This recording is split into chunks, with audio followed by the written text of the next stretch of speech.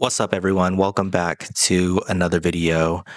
Your mind will get greedy if you always get in the habit of giving it what it wants. We've all heard that fable before about the wolf that has two heads, right? One are for things that are going to be beneficial to you, positive habits.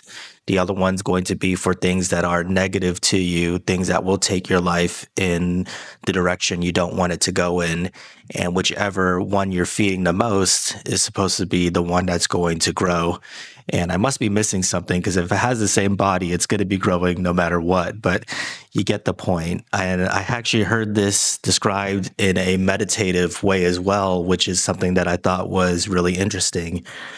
The point in meditation, beyond being present, is an opportunity to really understand what's going on inside of you.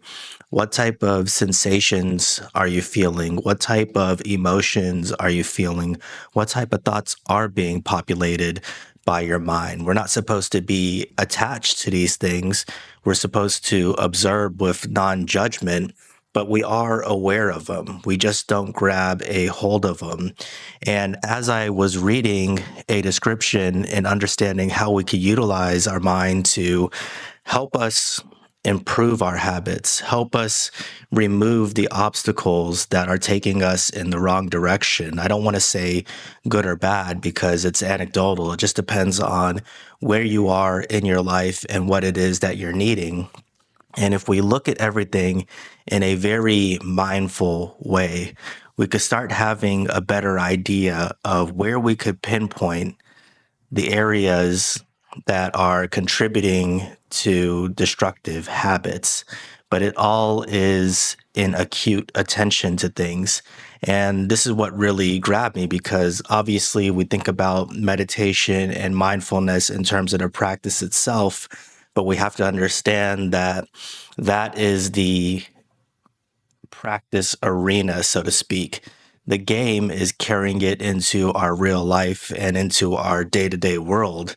And so when we are mindful of everything that's going on, when we're mindful of our thinking, we're mindful to the sensations of our body, we can start to see similar patterns. If you are trying to eat a clean diet, you tell yourself you're going to start fresh on Monday, and then you find that every Monday you end up probably eating worse because you set yourself up for failure based on your expectations.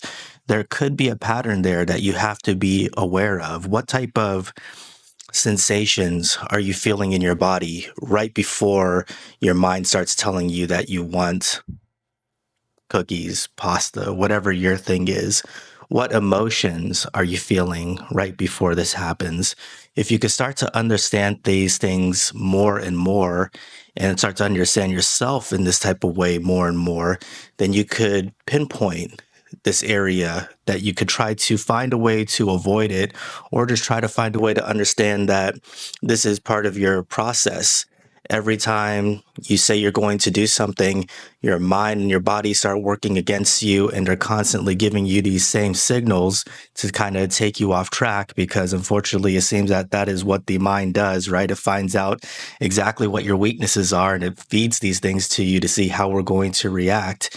And the more that we could understand ourselves in that way, the better we could be at avoiding these type of destructive habits. And as I read it, they would call them defilements, right? Lust, greed, anger, these sort of things that take us away from exactly what it is that we're trying to accomplish. And so this is mindfulness in the real world. This is understanding meditative philosophy in a way that's practical for you in your everyday life because it's something that's going to help you with your habits and it's going to help you with what it is that you want to achieve, but it starts with this hyper awareness of understanding who you are, what's going in your body, what's going on in your mind, and seeing how you could work with these things to improve yourself because it's always happening. But what's going on is we're just not used to listening to it.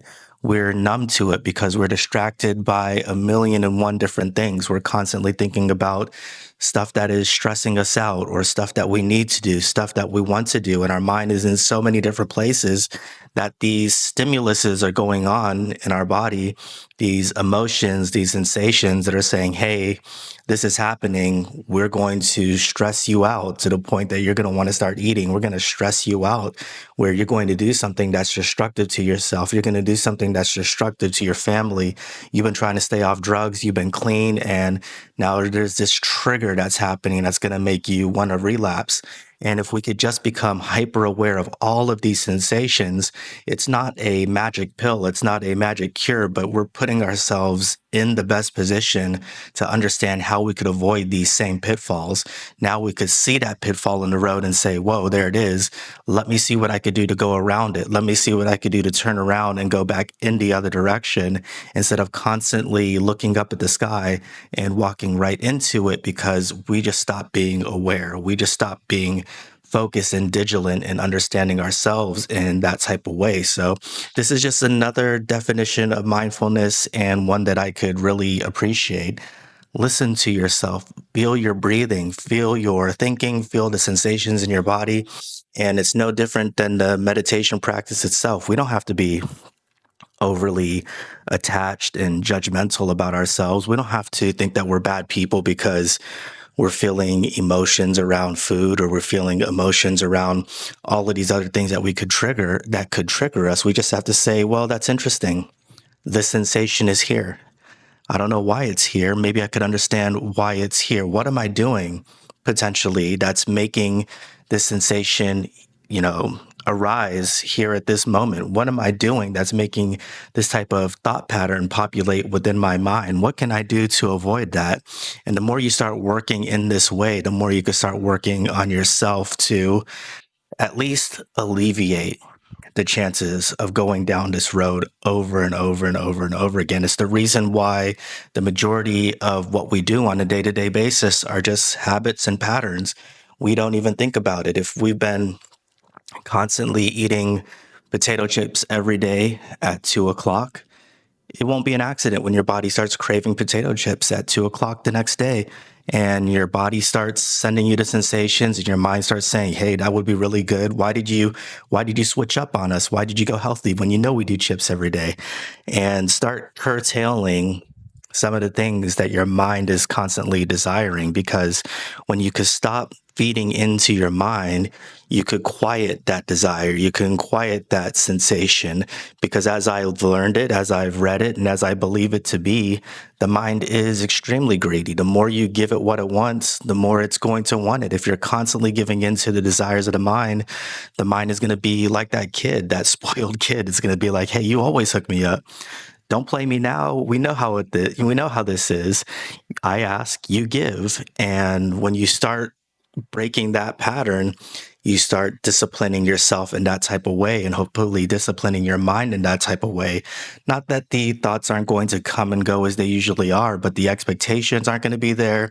Our body's not going to respond the same, and we could start having something that we could work with. So I just wanted to share that one with you guys. If this is something you've experienced, share a comment below. I would love to know what you think, and I'll talk to you next time.